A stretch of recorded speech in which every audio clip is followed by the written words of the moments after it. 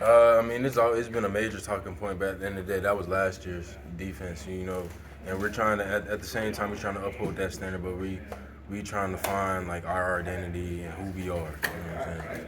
What kind of growth or development have you seen from the defense, maybe just compared to like week 1 Toledo to week 7 Maryland? I would say a major growth because like we're getting turnovers, we're playing fast, we flying to the ball, we keeping the roof from the defense. So it's just we got to continue to do that every week. So then at the end of the year, we can actually see like, okay, this is a line defense.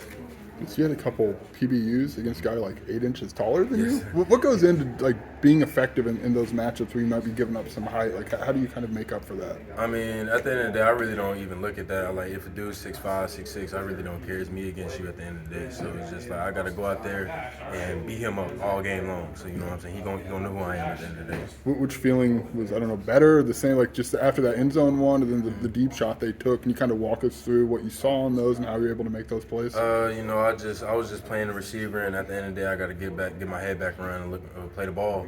And I'm just playing my technique at the end of the day because Coach Yo-Yo, he always teaches us to get our head around, stay tight to receive, stay on body, and just play that ball the best that you can. So it's just technique and coaching at the end of the day. Obviously, Zach was out there initially. How did you kind of, over the course of the week, keep yourself ready in case the opportunity that ultimately came up?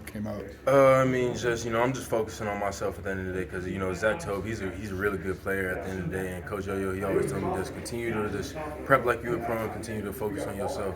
Because at the end of the day, we all gonna play. So at the end of the day, it is what it is. Gotta be prepared. Did you feel, I don't know, confidence boost making big plays like that?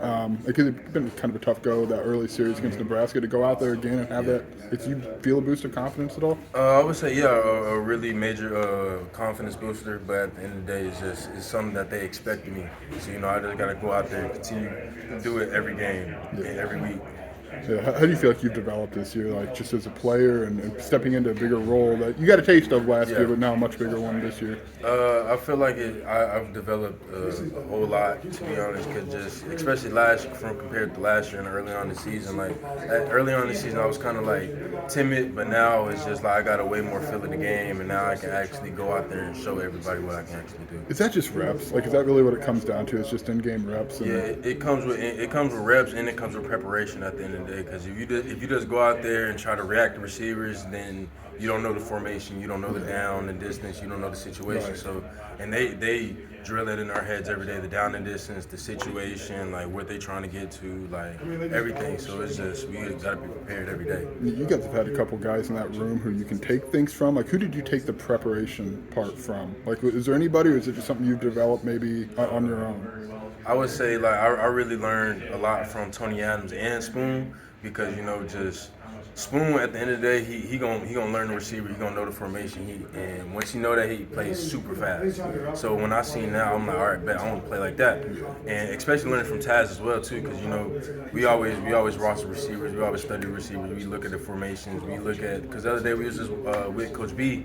And we was looking at the offense and seeing what they do and this and that, and just certain keys that they give off.